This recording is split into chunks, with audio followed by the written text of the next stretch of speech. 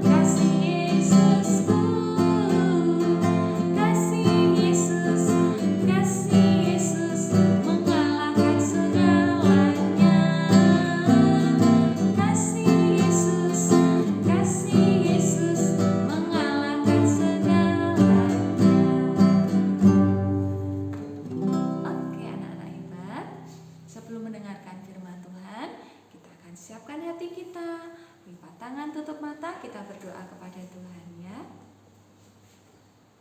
Tuhan Yesus yang baik, kami mengucap syukur kepadamu Tuhan untuk hari yang baru yang Tuhan berikan kepada kami. Pada pagi hari ini Tuhan, kami akan siapkan hati, pikiran, telinga, seluruh hidup kami untuk menerima kebenaran firman Tuhan.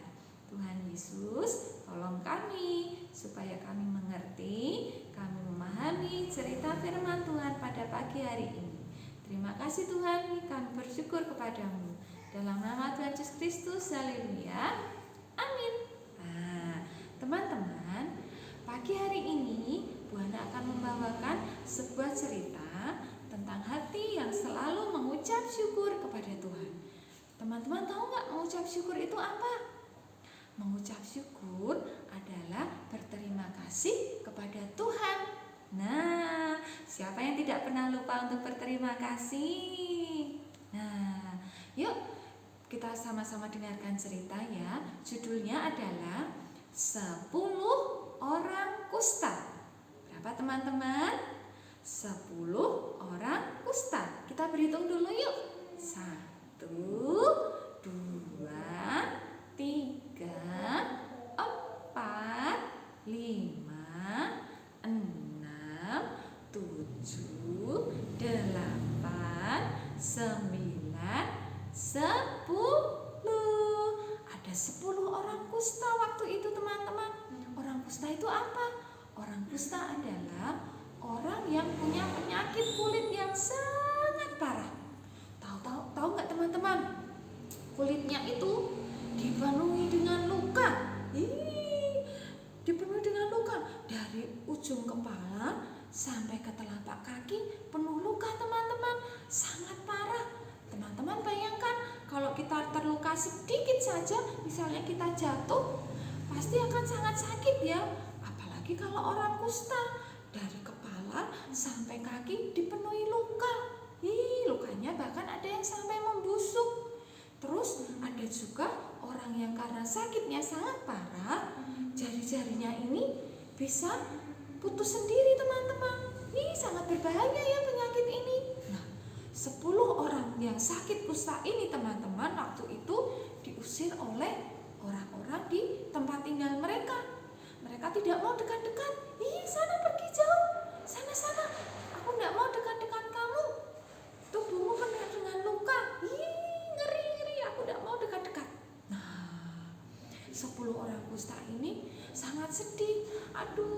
sudah badannya sakit, orang-orang tidak mau dekat.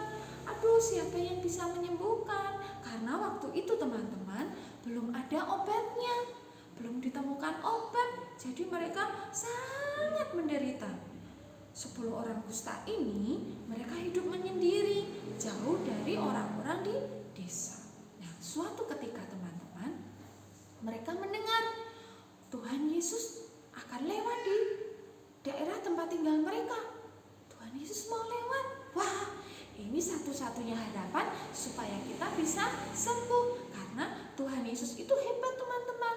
Tuhan bisa menyembuhkan segala macam penyakit. Nah, mereka senang sekali. Mereka bersiap-siap. Aku mau ketemu Tuhan Yesus. Aku mau sembuh. Mereka berkata begitu. Nah, benar teman-teman. Ketika Tuhan Yesus lewat, 10 orang kusta ini mendekati Tuhan Yesus, tapi dari jauh. Mereka takut kalau Tuhan Yesus juga merasa jijik. Dari jauh mereka bilang gini, Tuhan Yesus, tolong kami. Tuhan Yesus, tolong kami Tuhan. Kira-kira Tuhan Yesus mau menolong enggak teman-teman? Nah, karena Tuhan Yesus itu murah hati, sangat lemah lembut, Tuhan mau menolong mereka. Tuhan berkata begini, sekarang kamu 10 orang pergilah menghadap imam. Imam tahu nggak teman-teman? Imam itu adalah Pak Pendeta saat itu. Mereka menyebutnya imam. Sana pergilah kepada imam, perlihatkan dirimu, nanti kamu akan sembuh. Tuhan berkata begitu. Mereka sebenarnya tidak mengerti. Loh, aku pengen sekarang sembuh, tapi kok disuruh pergi ya malahan. Nah, tapi 10 orang ini percaya kepada Tuhan Yesus. Mereka pergi teman-teman, mencari imam, mencari Pak Pendeta saat itu. Mereka pergi. Nah, ketika mereka sedang di tengah perjalanan, tahu-tahu apa yang terjadi teman-teman? Tubuh mereka tiba-tiba menjadi sembuh. Dari ujung kepala sampai ke telapak kaki mereka tidak ada luka lagi. Jari-jari mereka yang tadinya putus teman-teman, semuanya pulih kembali. Mereka sehat kembali teman-teman. Wah, mujizat terjadi, ajaib ya. Tuhan Yesus hebat loh. Padahal belum sampai bertemu imam, masih di tengah jalan, mereka sudah sembuh seperti sedia kala. Tubuh mereka kembali sempurna, tidak ada luka lagi sedikit pun. Mereka benar-benar sembuh. Nah, saat itu teman-teman, mereka merasa sangat bersukacita. Mereka senang sekali. Nah, tapi teman-teman, dari 10 orang, ada 9 orang. Berapa teman-teman? Ada 9 orang yang mereka langsung pergi. Mereka langsung mencari imam. Terus mereka pulang.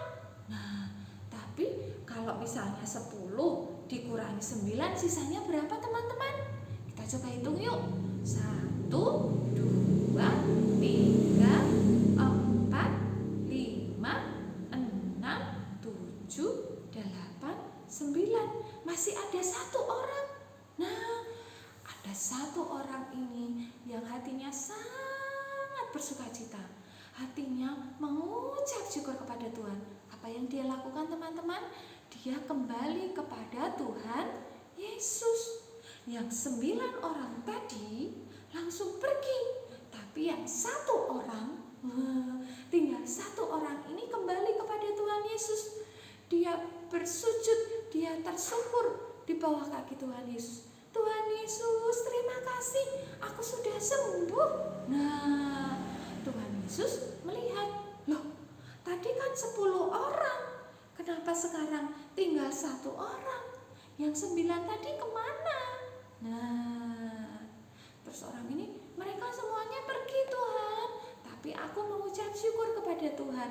Aku mau berterima kasih karena sekarang aku sudah sembuh. Nah, teman-teman, dari cerita firman Tuhan ini kita belajar bahwa sebagai anak-anak Tuhan, kita harus selalu mengucap syukur kepada Tuhan. Melalui apa? Melalui berdoa, tidak bersungut-sungut, tidak suka marah-marah, itu sudah mengucap syukur kepada Tuhan. Siapa yang kalau pagi bangun tidur langsung cepat-cepat mandi, langsung cepat-cepat nonton TV? Nah, kita tidak boleh lupa berdoa. Tuhan Yesus, terima kasih untuk hari yang Tuhan berikan.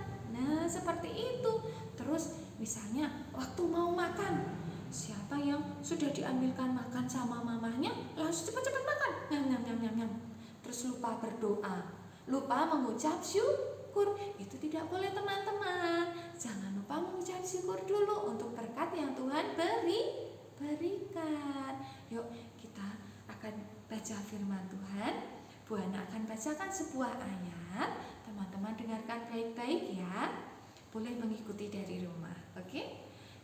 Nah, Bu Hana ambil di dalam kitab 1 Tesalonika pasal 5 ayat yang ke-18a. Ya, 1 Tesalonika 5 ayat 18a. Bunyinya begini teman-teman. Mengucap syukurlah dalam segala hal. Apa teman-teman? Mengucap syukurlah dalam segala hal.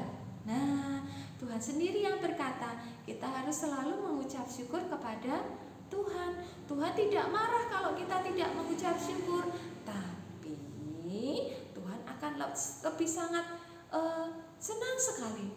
Tuhan akan sangat merasa bersuka cita kalau kita mengucap syukur kepada Tuhan.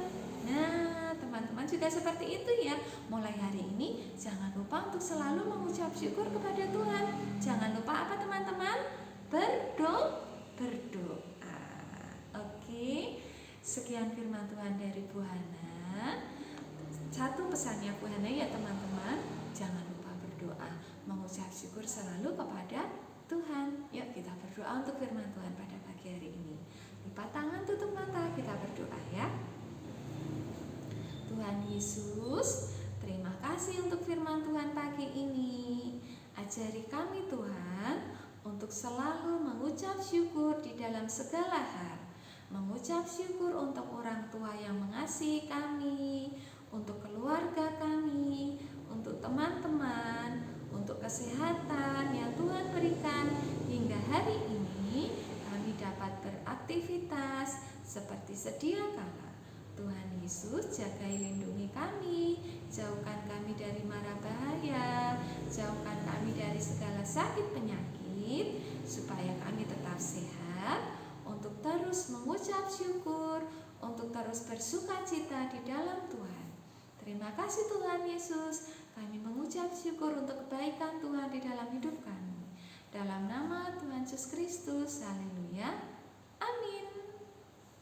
Jaga kesehatan ya teman-teman, sampai jumpa lagi, Tuhan Yesus memberkati.